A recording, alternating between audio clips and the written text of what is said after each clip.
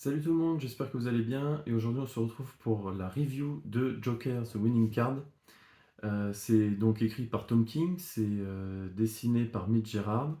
Il y a deux versions, la version normale avec la cover normale et la version avec la cover magnifique, magnifique cover. Il n'y a que 112 pages, donc c'est vraiment un récit extrêmement court mais très efficace. Je vais vous expliquer pourquoi. Alors déjà au niveau scénario, c'est vraiment très très bon. On a la suite directe de Année 1.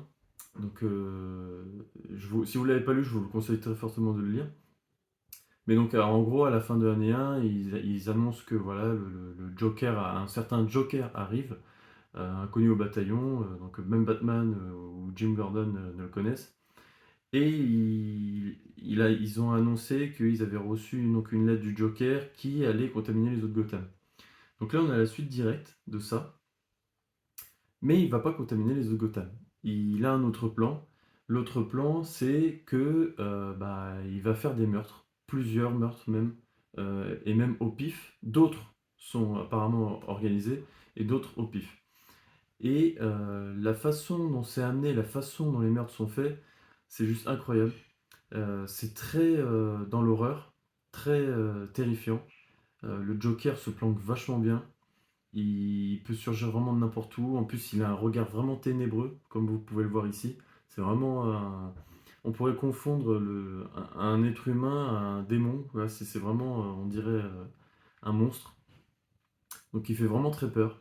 Voilà, on est sur un récit vraiment horrifique. Euh, et moi, j'ai adoré vraiment cette version-là du Joker. Parce que voilà, on a un côté, il y a le côté mystère un peu, on se demande pourquoi est-ce qu'il fait tout ça, est-ce qu'il est fou, est-ce qu'il sait ce qu'il fait. Au final, il fait les deux, il est fou, il sait ce qu'il fait dans ces deux récits-là. Et donc voilà. Là-dessus, il y a une autre touche aussi d'horreur qui est vachement bien menée, c'est une idée vraiment très bonne que j'ai vu ça. C'est que le Joker, quand il parle dans ce récit, c'est pas des bulles classique, c'est comme dans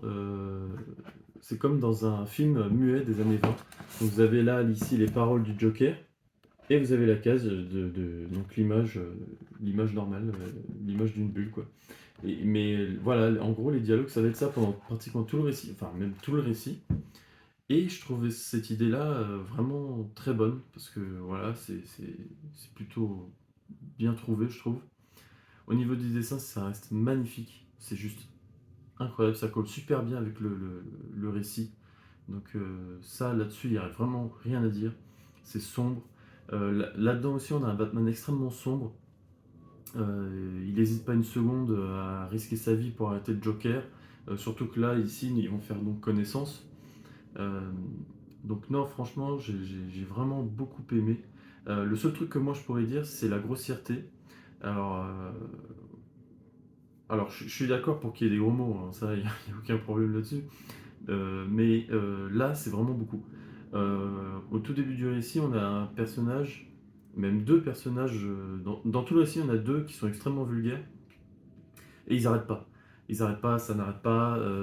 Au début, il y a un personnage donc qui raconte son histoire et pour deux pages, j'en ai compté 40. 40, voilà, après, c'est des caractères spéciaux, hein, voilà, ils disent pas le gros mot. Mais voilà, ça va 5 minutes. Voilà, pour le coup, il y a eu certains comics où justement où il le faisait et ça passe parce que voilà, il y en a 2 3 4 5 6 bon, ça va. Mais là, il y en a 40 dans deux pages, c'est juste, voilà, c'est beaucoup. Donc au bout d'un moment, voilà, quand on lit, on se dit, bon, ok, c'est bon, on a compris, quoi. Mais ça reste vraiment un excellent récit que je conseille. Il est court, il est efficace. Franchement, moi, Top King, là, il est remonté parce que moi, j'ai détesté tout ce qu'il a fait de Batman Rebirth. Euh, mais là, avec Supergirl, Woman of Tomorrow, Batman Killing Time, là, ce récit-là, et d'autres, hein, d'autres encore, euh, franchement, je le conseille. Il y a aussi Wonder Woman aussi hors la loi, donc de Tom King, les nouveaux récits de Wonder Woman, que je vous en reparlerai aussi dans une autre vidéo. Mais voilà. En tout cas, je vous le conseille. Franchement, c'est vraiment excellent. Foncez. Si vous aimez Joker, si vous aimez Batman, voilà, il y a pas mieux. Il n'y a pas plus terrifiant aussi. Voilà, le Joker est vraiment monstrueux, violent. C'est très très violent d'ailleurs. Euh, un vrai fou. Donc voilà, je vous le conseille. Et puis je vous dis à la prochaine, dans une prochaine vidéo.